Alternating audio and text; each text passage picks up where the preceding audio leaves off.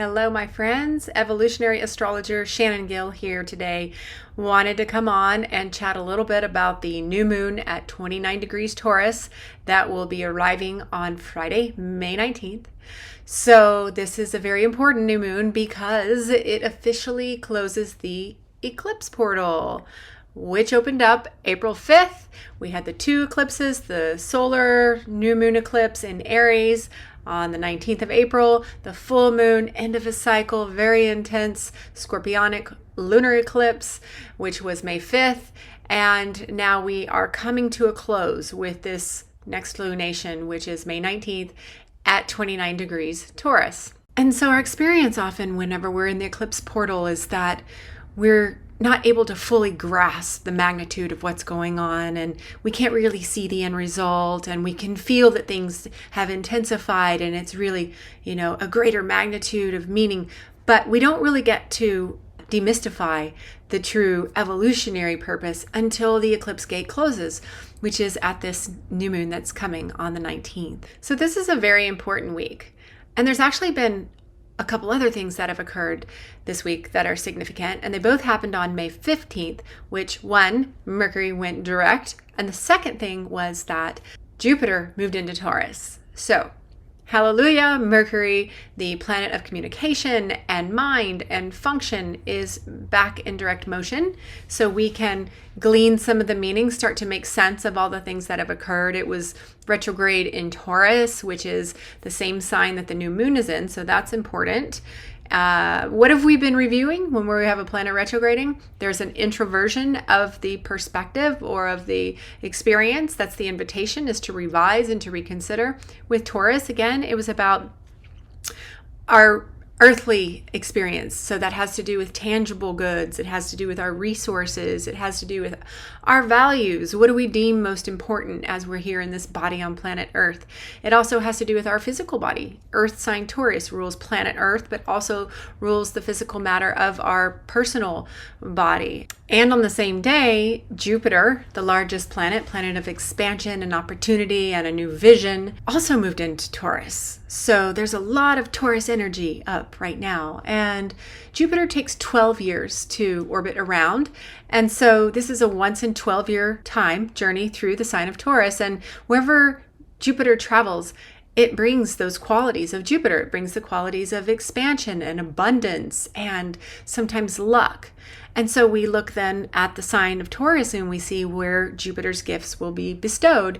And that's the sign of the earth, of resources, of beauty and abundance and creativity, and has to do with our physical pleasures. So this is a really beautiful and auspicious alignment with a lot of potential. Jupiter is known as the great amplifier or magnifier. So that is something to keep in mind, that whatever your relationship is to some of these Taurus qualities, it may amplify those. So for example, if you are working with a scarcity mindset, then Jupiter may come in and blow that up. And so that it's even more pronounced and in your face. But the purpose of that amplification and to expose something is so that it can be dissolved or transformed or rewritten. Another thing to keep in mind is that sometimes we can overindulge, and sometimes we don't really want to be too expanded from all the pleasures of life. And that could mean like too much of a good thing, right? Putting on weight or spending too much money. And on the other hand, Jupiter may just come along and give your dreams the wings that they need to really go into the next level of manifestation, or to build your wealth based on your creativity and your creative offering and what it is you're doing with your natural resources in your world. So the question is, what do you want to create? This is a really, really potent aspect with a lot of potential based on where we focus. Just like anything, we can miss a Jupiter transit because it does take work. It's not going to just appear overnight. And so the things that we have been putting our energy into, if you have a passion project, or you've been working hard to launch your business, or even maybe it's your garden, all these things are in the realm of Taurus. Jupiter can come in and just bring the next level of creation, the next level of abundance to your life in these arenas. Okay, so we have Mercury now direct in Taurus. Jupiter has moved into Taurus, where it's going to be for a year. We have a new moon in Taurus, May 19th. We also have another really, really important aspect forming in the sky this week. And this is not the Taurus pleasurable, calm, peaceful energy. Actually, it's quite the opposite. Some astrologers are saying this might be one of the most intense aspects of the entire year of 2023, and it's a grand fixed cross. So astrology is math, right? We're talking about angles of light. And so there's different ways the planets create these relationships with each other. They're doing their own thing. They have their own sort of energy, but then they interact. And so some of the connections are harmonious and the energies flow between the planets, and those are trines and sextiles. And then there's other energy connections that are more conflictual or tense aspects, like oppositions and squares, which are like 90-degree angles, right? So a grand fixed cross or a grand fixed square is basically two squares creating like a tabletop, like, basically a square in the sky. So that is, four harsh angles working together or not working together. And in the sense of working together or not working together, we looked at the fact that they're all in the fixed signs, and fixed energy is enduring and sustaining, which is the higher qualities, but very resistant to change, can be very stubborn, does not want to give. And so to have these four planets squaring off in fixed signs is creating a lot of friction, a lot of internal tension. And so the planets that are creating the equation here are Pluto at 0 Aquarius, okay, in direct opposition to Mars, which is moving into Leo on Sunday, which is the 21st of May. And Mars is the warrior, opposing Pluto that rules the underworld. This is a very typically volatile energy in itself. The other opposition that's creating the four squares is that we have Jupiter, which we talked about in Taurus, right? Amplifying, remember, we talked about how Jupiter amplifying, so amplifying the underworld and the warrior energy. And then the fourth point of the square is the south node in Scorpio. So this is a lot of deep material. Scorpio is the underworld. Pluto rules Scorpio or governs Scorpio. Mars is angry and Mars is frustrated because Mars wants to move forward. Mars wants to do what it wants to do in Leo. It wants to shine. It wants to create.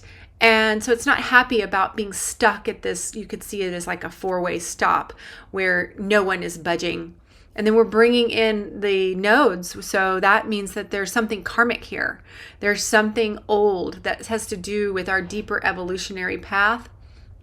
And then Jupiter, of course, which is just magnifying everything going on. So it's a tense aspect. It can be a violent aspect if we're talking like on the mundane level. If you have any of your personal planets in the fixed signs, so that's Aquarius, Leo, Scorpio, and Taurus, you're going to feel this even more than some. It's already building. The energy is already getting there. It's going to come into an exact alignment on Sunday, but expect Friday, Saturday, and Sunday, the weekend, to be quite tense. And you may feel it as just like internal angst or anxiety and maybe being hair trigger and maybe not knowing why. Like sometimes it's just energy and we don't always need to have a story as to like where to blame or, deflect why we're reacting. So really the best thing to do, the best way to handle this energy is to go into your body, go into the earth, go outside, if you can be in water, whatever you can do to surrender, because the energy is going to get moving. It's going to move on Sunday later in the day whenever the sun moves into Gemini, and that's a very much more of a lighter sign, a lighter energy, and it's going to let us know which way to go. It's going to give us some options, because when we're in that fixed square, it can feel like or look like I don't know which way to go. Like you're waiting on somebody else, and so you're hinging your path on how somebody else is going to react or respond or not. And so it's kind of like a waiting game, and yet there may be some off-gassing, there may be some eruptions. So really just being mindful and slowing down during this weekend. And just finishing up here, going back to the new moon, right? So Friday the 19th, it's at the 29th degree of Taurus. So remember we had that eclipse, the solar eclipse at the 29th degree of Aries. Remember, that's the last degree of the sign, the 29th degree. Every sign has 30 degrees. The 29th degree is called the anaretic degree. It's kind of like a critical moment. It's a crisis point. It's even called the death degree. So it's sort of like, you're gonna get this lesson. It's time. It's now or never. This is really crucial. This is very important. And so we say, okay, gosh, what's so important? Well, Taurus is essentially about our relationship to ourself. It has to do with all those things we talked about earlier, which has to do with how we enjoy the physical world, being it through our body or through the creativity and the way and the interplay between us and matter, whether it is the creation force or it's through our capacity to beautify. But essentially, all of that is derived from an internal space of what we value most, and that answer to that question should be ourself. So, as we're ending this eclipse portal, you can scan back to April 5th, whenever the eclipse window opened. And then this period of 6 weeks where there was a big beginning, something being initiated with that Aries solar eclipse, maybe breaking free of something, fighting for something, defending something or someone or yourself, really choosing yourself over a codependent relationship. And then that full moon lunar eclipse, the last one in Scorpio for 9 years. All the eclipses have been Taurus Scorpio for the past year and a half, and this was the last one. So you can look at, gosh, all the work you've been doing for the last year and a half and realize that this particular eclipse season is maybe the end of something. Maybe, the end of this chapter where you've been doing this deep digging and this deep, even suffering, or holding on to things that have already exhausted. And so there's just this finally, like this surrender, this letting go, this release. That is in preparation for the new life, which is so beautiful because of this Taurus energy. This new moon is saying, what do you want to create? Jupiter wants to amplify that. Choose something that's beautiful to you, that's meaningful to you, that you believe in, that gives value to your life. And initiate that. It's a new moon. It's also a time where we'll start to get more clarity around what the themes were for us, and really be able to step forward with the new path. Again, when we're in the eclipse portal, we really can't see. It's really not a time to make really big decisions. We might regret it if we actually do and make a decision based on something that was coming through, and then actually you realize it was something else, and it's a confusing time. But now that we have the direct motion of Mercury, the eclipse portal is closed, it is a beautiful time to initiate. It's a beautiful time to launch into really focusing on your contribution. What is your contribution to the planet Earth? What is your contribution to your own happiness? And, we may be sort of licking our wounds a little bit right now based on what we experienced. It's different for everyone. And depending on where the eclipses fell in your chart, some people are hit a little harder based on, the cycles of the planets. And, this is such a beautiful season to just really be outside and really enjoying the abundance of nature. And if you have your garden growing, feet in the soil, fresh flowers, starting to get towards summer where we can get in the water, if you're in the northern hemisphere, of course. And just really celebrating the beauty and the abundance of our world. So that's the energy update. Remember, please like my channel, subscribe to my channel. You can see down below if you're interested in a reading. I would love to sit with you and drop in on a deep level and see exactly what your soul's up to in this life. Certainly, if you have any questions or comments, I always love to hear from you around how's this eclipse been for you? Do you have any questions?